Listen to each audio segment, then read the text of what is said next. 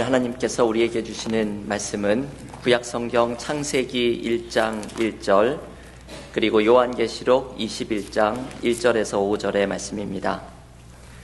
먼저 창세기 1장 1절 말씀, 창세기 1장 1절을 봉독하겠습니다. 태초에 하나님이 천지를 창조하시니라. 요한계시록 21장 5절의 말씀을 계속해서 봉독하겠습니다. 요한계시록 21장 1절에서 5절의 말씀. 또 내가 새 하늘과 새 땅을 보니 처음 하늘과 처음 땅이 없어졌고 바다도 다시 있지 않더라. 또 내가 보매 거룩한 성 새 예루살렘이 하나님께로부터 하늘에서 내려오니 그 준비한 것이 신부가 남편을 위하여 단장한 것 같더라.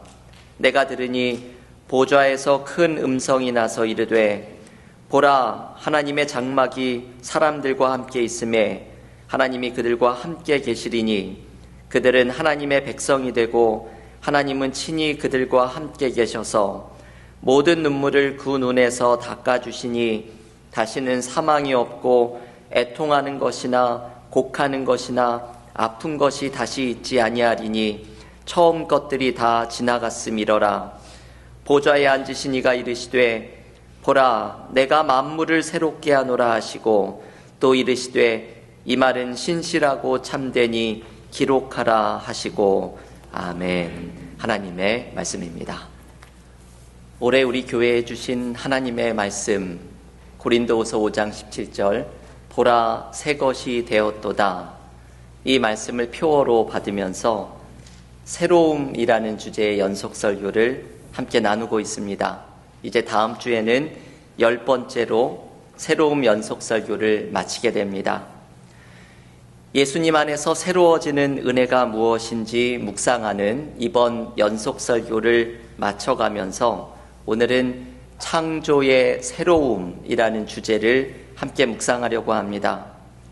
하나님의 창조 사역에는 우리를 새롭게 하시는 은혜를 알려주는 중요한 메시지가 담겨 있습니다.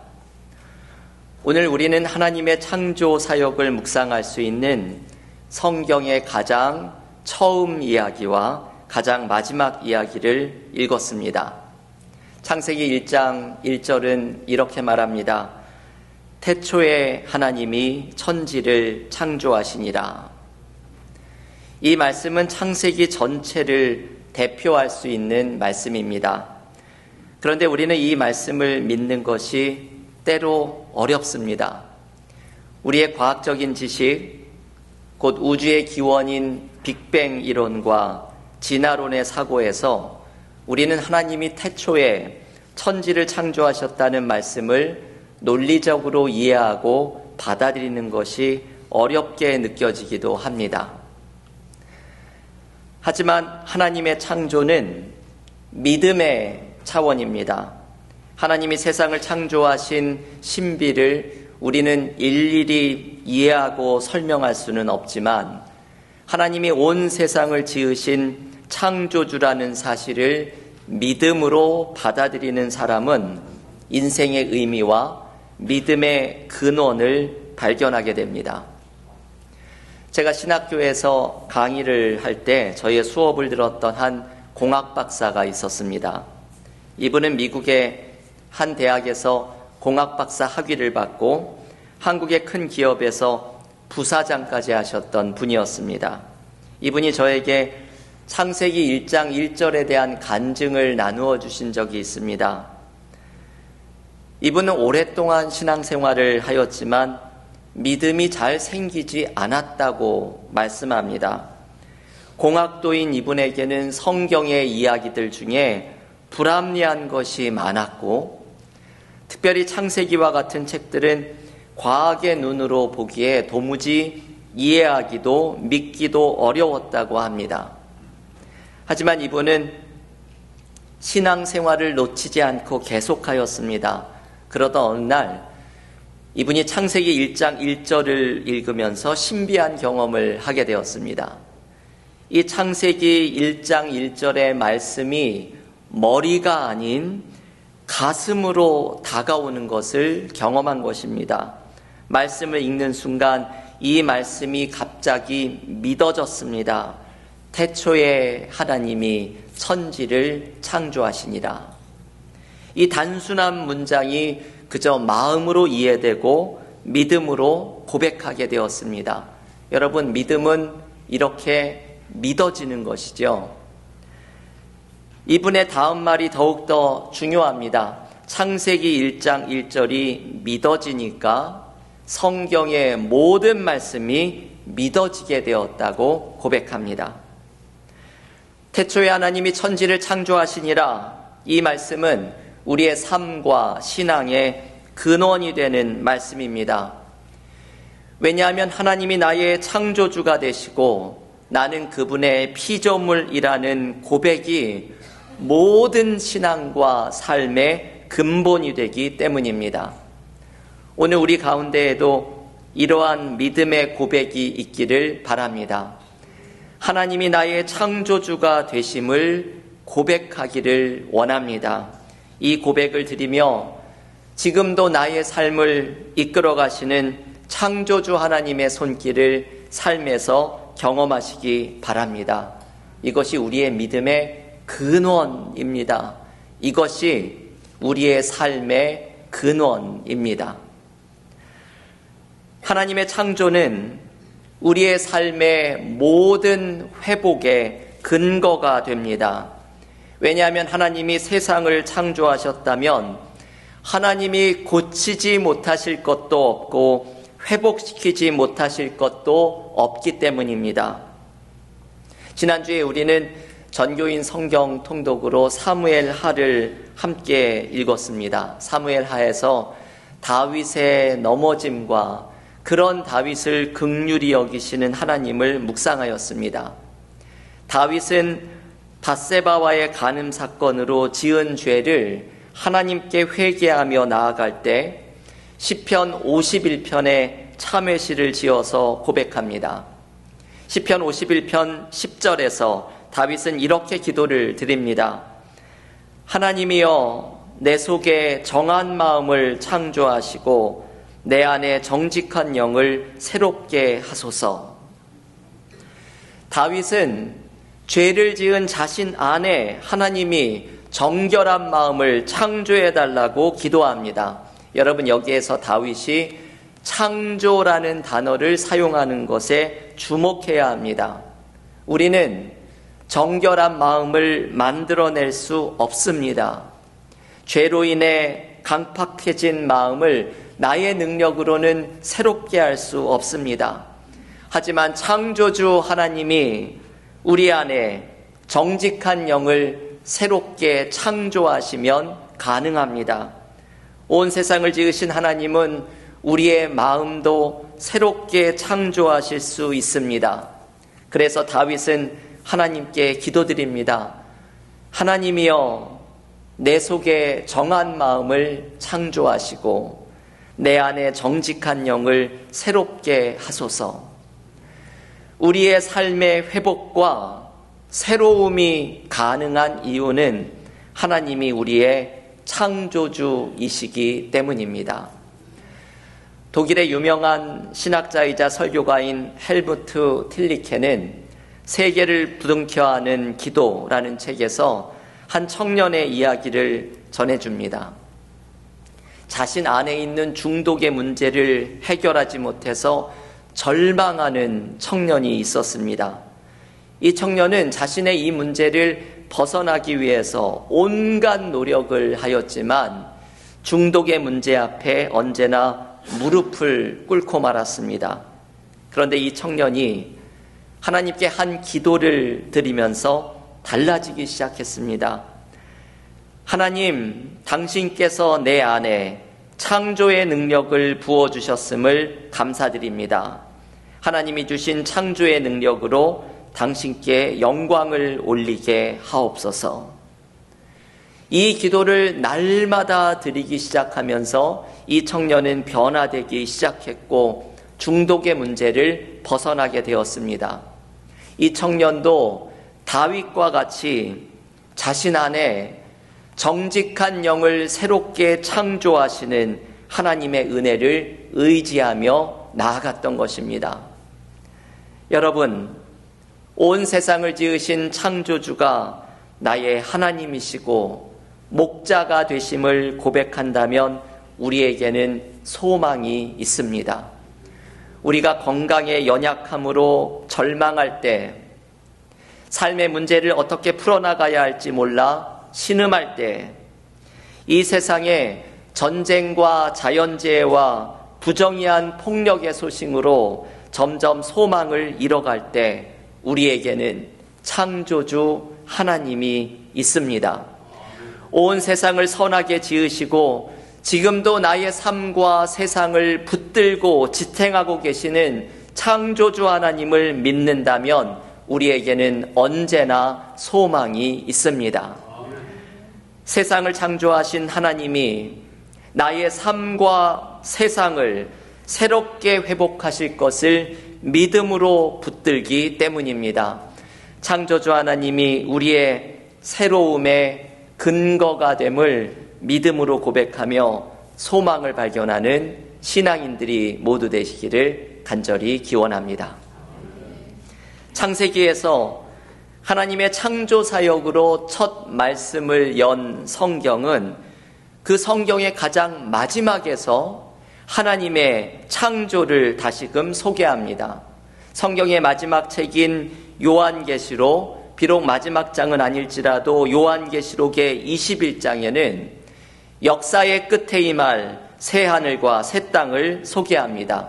이 말씀에는 하나님의 재창조, 곧 본래의 목적에서 빗나간 세상을 새롭게 창조하시는 하나님의 비전이 담겨 있습니다. 역사의 끝에 일어날 하나님의 새로운 창조를 요한계시록 21장 1절과 2절은 이렇게 알려줍니다.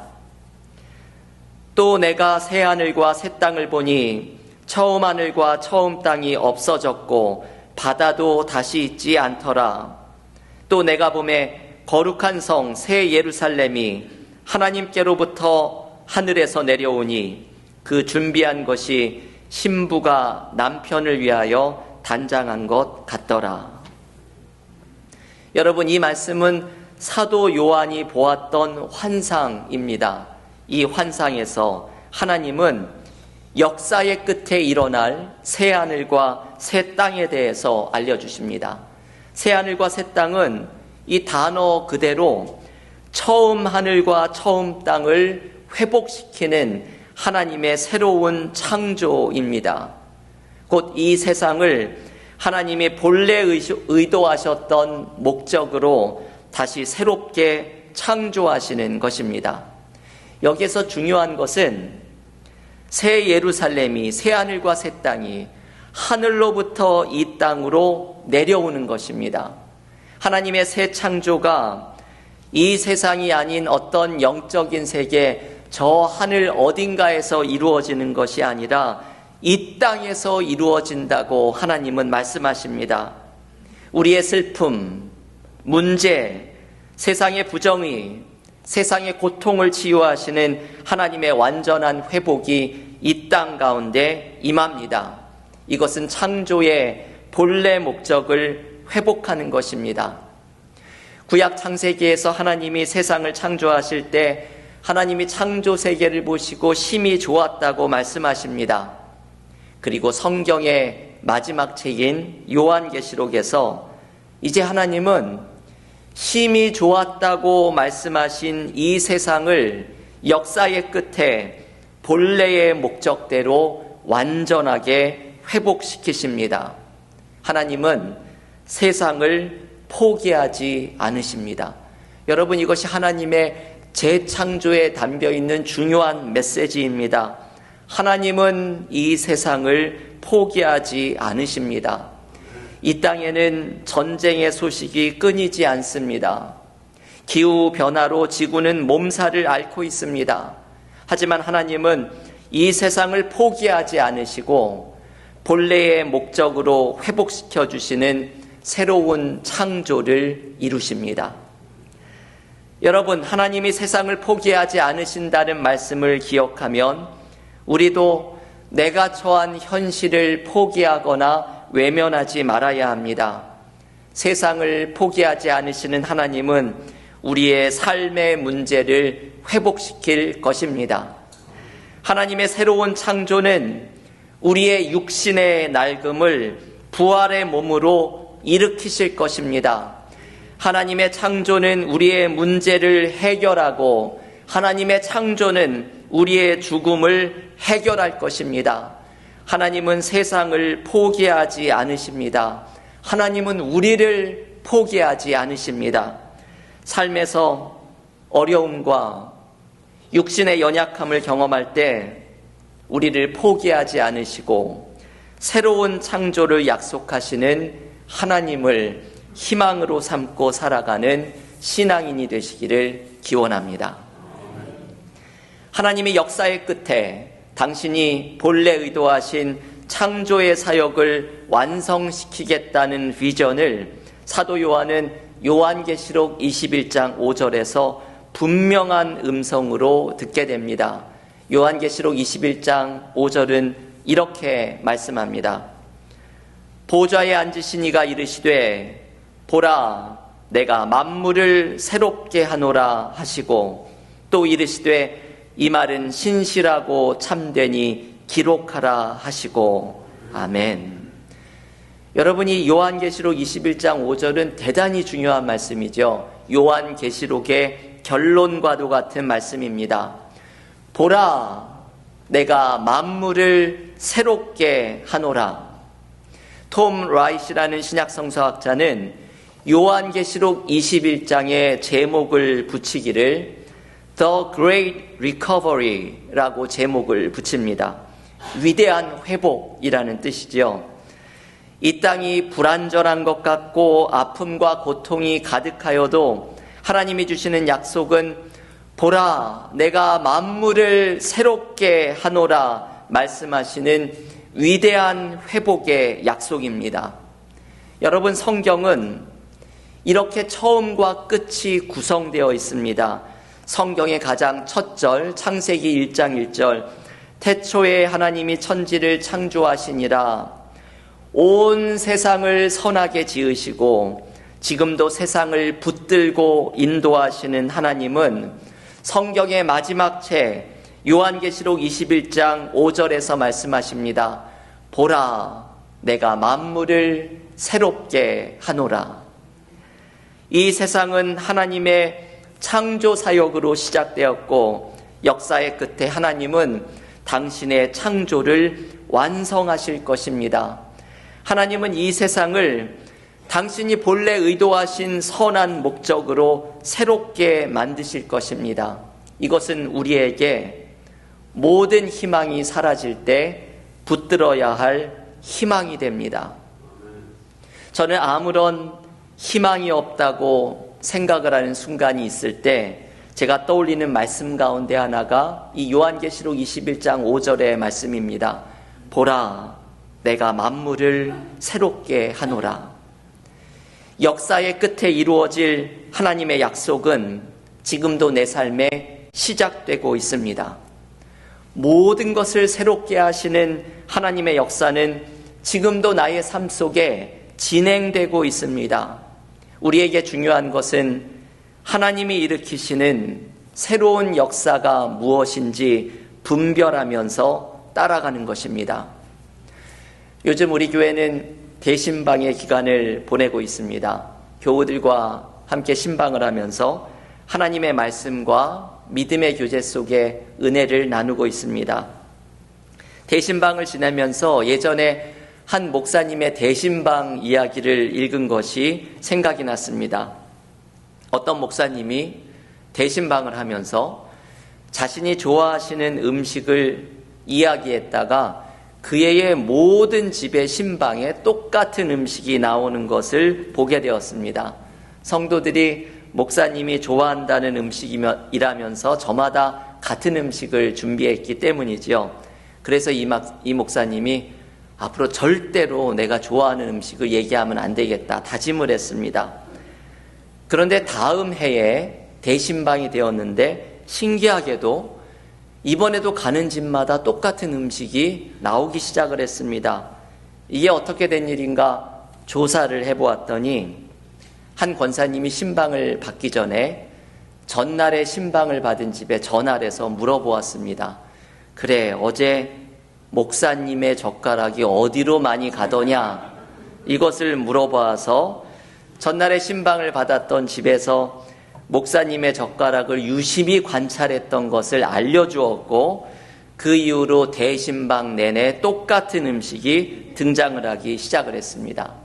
이 목사님은 이 뒷이야기를 듣고 나서 삶과 목회에 대해서 큰 깨달음을 얻었다고 말씀합니다. 목회란 하나님의 젓가락이 어디로 많이 가는지를 보고 따라가면 되겠다라는 깨달음이었습니다. 여러분, 이것이 참 중요하지요. 하나님의 젓가락이 어디로 가는지를 깨달으면 모든 것이 쉬워집니다. 하나님의 계획, 하나님의 생각을 따라가면 목회도 쉬워지고 삶도 쉬워집니다. 그리고 하나님의 계획을 따라갈 때 우리의 삶에는 회복의 역사가 일어납니다. 우리가 따라가야 할 하나님의 계획, 하나님의 사역은 바로 만물을 새롭게 하시는 하나님의 사역입니다. 하나님은 지금도 우리의 삶에서 만물을 새롭게 하시는 사역을 하고 계십니다.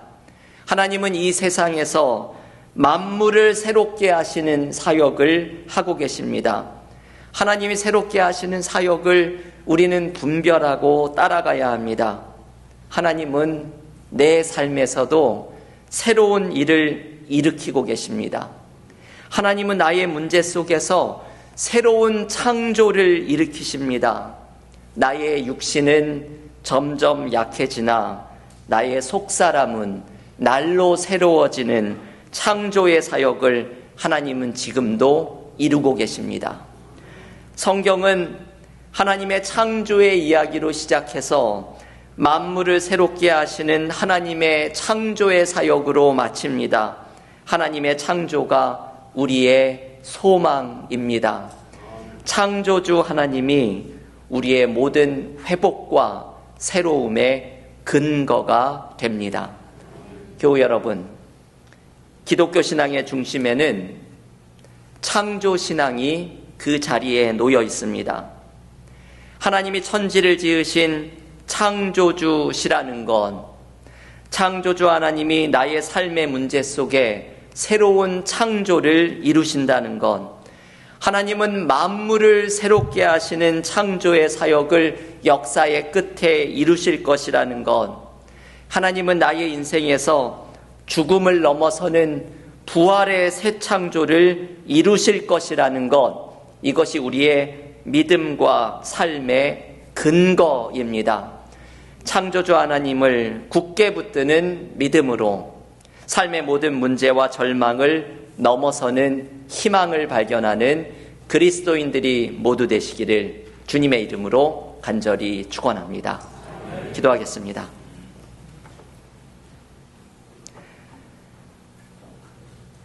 하나님, 감사합니다. 오늘 우리에게 주신 말씀을 붙들고 우리 안에 창조 신앙이 뜨겁게 일어나는 은혜를 경험하기를 원합니다. 세상을 창조하신 창조주 하나님이 나의 하나님이 되시고 나의 목자가 되어주시는 믿음의 고백 속에 우리가 날마다 새 힘을 얻고 소망을 발견하기를 원합니다. 창조주 하나님이 나의 하나님이시니 나의 삶의 모든 문제 속에 하나님이 일으키시는 새로운 창조를 경험하게 될 줄을 믿습니다. 보라, 내가 만물을 새롭게 하노라 말씀하시는 하나님께서 나의 삶 속에 이 세상 가운데 새롭게 하시는 창조의 역사를 이루고 계심을 믿습니다. 나의 육신은 점점 약해져가나 나의 속사람은 날로 새로워져서 부활의 새 창조를 이루실 하나님을 의지하며 나아갑니다. 창조주 하나님을 고백하는 믿음 속에 우리의 삶과 믿음과 세상을 향한 하나님이 주시는 소망을 굳게 붙들고 나아가는 그리스도인들이 모두 되게 하여 주시옵소서. 예수님의 이름으로 기도하옵나이다. 아멘.